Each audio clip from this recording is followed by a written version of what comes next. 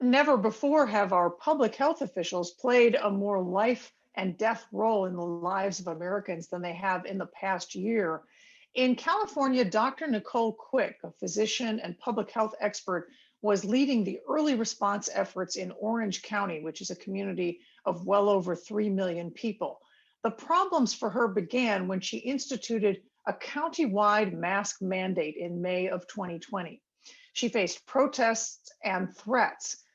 For her courage and perseverance in acting for the public good, Physicians for Human Rights has chosen to present Dr. Nichole Quick with its 2021 Human Rights Award. Congratulations, Dr. Quick, and welcome. Thank you. I don't think that people spent a whole heck of a lot of time thinking about public health officials before the pandemic happened. When you took the job, what did you think it was going to be? So, as a public health officer, you are sworn to protect the health of a population. So I took that job very seriously. I was concerned about the health of everyone in Orange County, and that means looking at health outcomes for the county, finding areas of improvement, certainly responding to communicable disease outbreaks, as well as any public health crisis. So the pandemic hits, you decide we do need a mask mandate. And what was your thinking at the time? We were learning rapidly about the COVID pandemic, and that included how the disease was transmitted and public health measures that we could take. As we were about to move into some decreased restrictions in the County of Orange, I paired that with a face covering mandate, which I deemed to be appropriate as we were going to increase the amount of social interactions between residents in Orange County. And did you think that was going to be controversial? We knew that there were people who had already been vocal about not wanting face coverings because they felt that it inhibited their personal freedoms. But I did not expect the extent of what my family and myself would go through. Now, I read some of the reports, excerpts from the reports on the situation at the time last year. I take it those are all things that actually happened to you. I mean, you actually had people showing up at your house. You had people making up posters and things with Hitler on them.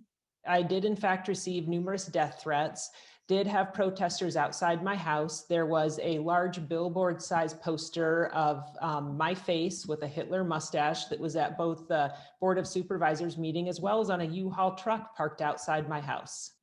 So what was sort of the triggering moment for you when you said, I'm going to have to quit this job? I had received death threats prior to my health officer order with a mask mandate. So some of that threatening behavior predated the mask mandate. When I put that health officer order in place, that escalated to the point where there was the organized protest outside my house. And then the armed sheriff detail that was there. And it was very clear quickly that this was going to escalate. I know that up to this point, you have been reluctant to speak out. Why did you choose this moment now, here with PHR to speak out?